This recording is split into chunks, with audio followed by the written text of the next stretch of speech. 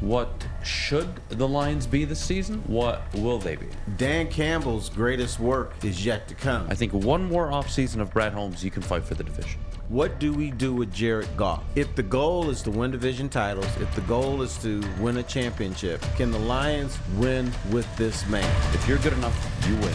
The winners win, the losers lose. It's that simple. My question this morning for you, Terry, is we have seen the team go through camp.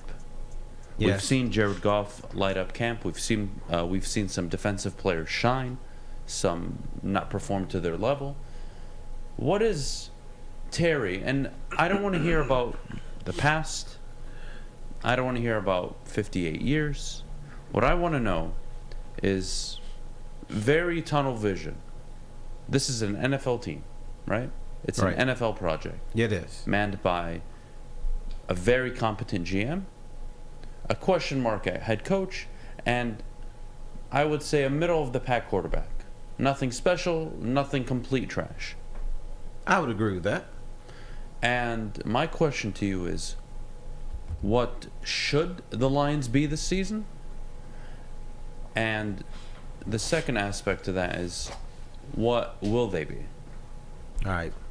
What the Lions should be is a team that won 7 games this year and is showing potential and promise toward the future.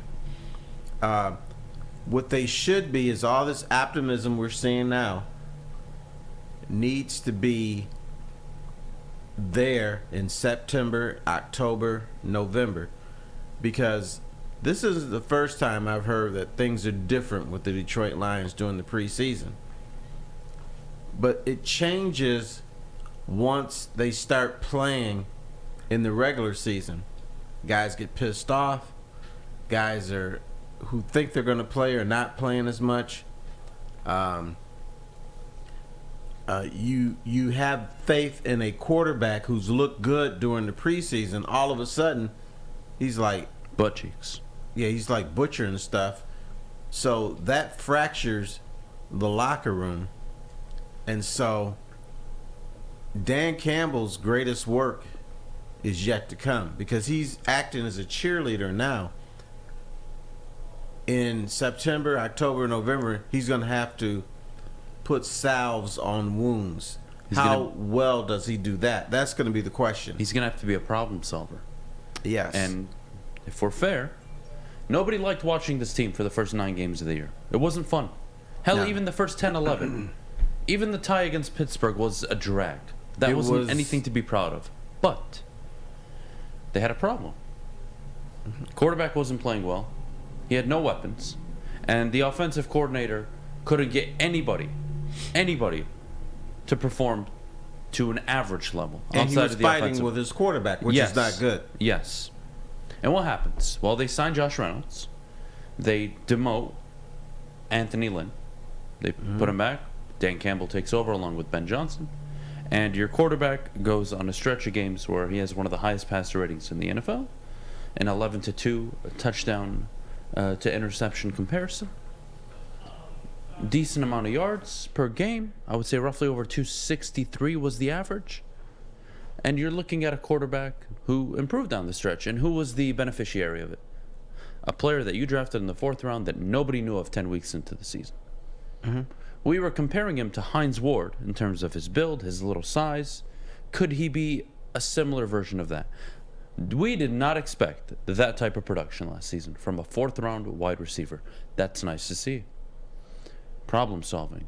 Going throughout the season, knowing that, look, they're not going to win every game this year. They're not.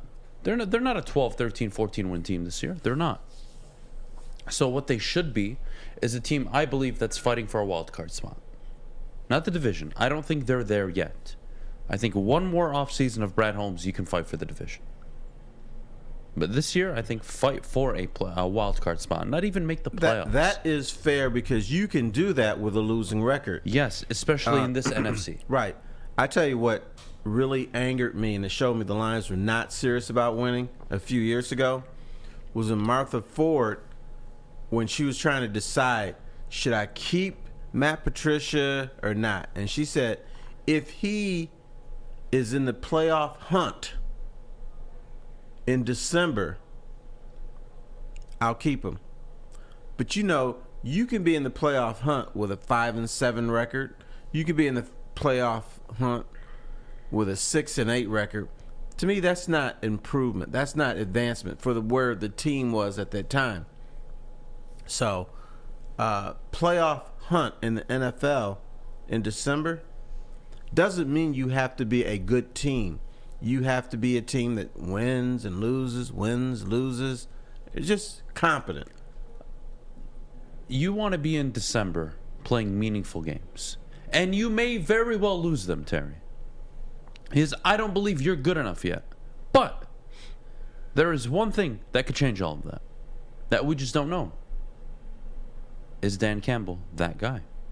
If I told you Sean McVay was coaching this team, if I told you Kyle Shanahan was coaching this team, if I told you Bill Belichick, Andy Reid, Mike Tomlin, John Harbaugh, Sean Payton, if I told you one of these guys were coaching this football team, I said no doubter they're contending for the division minimum, even if they're under-talented. So I don't believe that. I believe they would be maybe a little bit above 500 or around 500 if those guys were coaching this team. I think this team needs one more year of infusion of talent before we start talking about competing for divisions.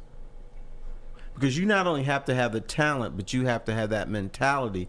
You have to, I think a team has to, for the most part, have been in that situation before. Maybe failed, but then the second time you get it together. Yeah, and I don't want to look too far ahead. I don't. But if I shared this timeline with you, Terry, and all of you at home, tell me if you extend him. Fair? 7-10 this year. The following year, Who's him? Dan Campbell. Okay. 10-7 year 3. Granted, he has a contract more than that, but the point is, I'm not running him out of town 10-7 next year. I'm running him out of town if that 10-7, let's say, is an 8-2 start, and they collapse down the stretch. Then I'm going to be asking questions. Probably not running him out of town though. If you get that 10-7 mark, you're competing for the division. Okay. Does he win a playoff game? I think that's irrelevant because I've seen coaches that aren't any good win playoff games. That to me is, I know in this town winning a playoff game is so important. Hasn't happened in so long. But you show me a product that can win the division, I'll show you a product that consistently will fight to win a playoff game. You're sneaking in as a wild card.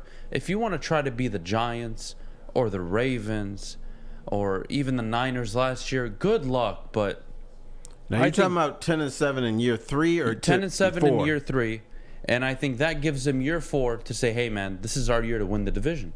Because if you're 10-7 in year 3, let's say, and I don't want to look too far ahead, but you've added more talent. What you've decided at quarterback, I really don't know. And I'm not going to sit here and play the game that I do know what exactly they're going to do, who they're going to pick, what they're going to do with Goff. I don't know any of that right now. I don't have that information. Yeah, see, I don't think we can just look at records and make determinations of whether you keep a guy or get rid of him. Because it doesn't tell the full story. Right. What if I told you they were 3-14 this season? I'd be very concerned. But Sewell, Decker, St. Brown, Jamison Williams never plays a single snap, re-tears his ACL. An abundance of injuries that nobody in the world could overcome. What does that tell you? No, that's very extreme. But the point is, a 10-7 record also comes with context, right? So does a 7-10 record this year. A 7-10 record this year could be a few games that probably could have won, that you just didn't. You weren't ready yet. Or your coach wasn't experienced enough yet. There's always context. And I think watching the games, you couldn't convince me 10 games into last season that you weren't looking at your head coach and your roster and saying, oh my God, what the hell is going on? What did we get ourselves into? But your coach made a change I've never seen a Detroit Lions head coach make, let alone most coaches mid-season, which is, you know what? This is not working. I'm not losing my job because of this guy. He's an OC. I'm taking over. And it worked. And the team played better, and they were more efficient on offense. I think this year, you don't need context. If they finish 7-10, you don't need context as whether you have faith in this guy. You'll have faith in him because the ground floor is so low. They're going from 3-13-1. If he finishes 7-10 this year, no matter how it looks, this town will be on fire, and they will be looking at next year. Okay, division title, playoffs, maybe a playoff win. So, and the Lions look at stuff like that. They see how their fan base is, if their fan base is on fire, which they will be, no matter what happens. If we're looking at 7-10 at the end, fan base is going to be, yeah, we're ready. Okay, let's bring on 2023. Can't wait for it. Because if these same people can be excited about, 5-11 and still say, oh, this team's going to be good next year, they're definitely going to be excited going from 3-13-1 to 7-10 in 1 year. We brought up context matters, right? Zach Taylor, context matters. His first year took over a Marvin Lewis team that was destined. I don't care who the coach was, they were going to win 3-4 games. Exactly what they did.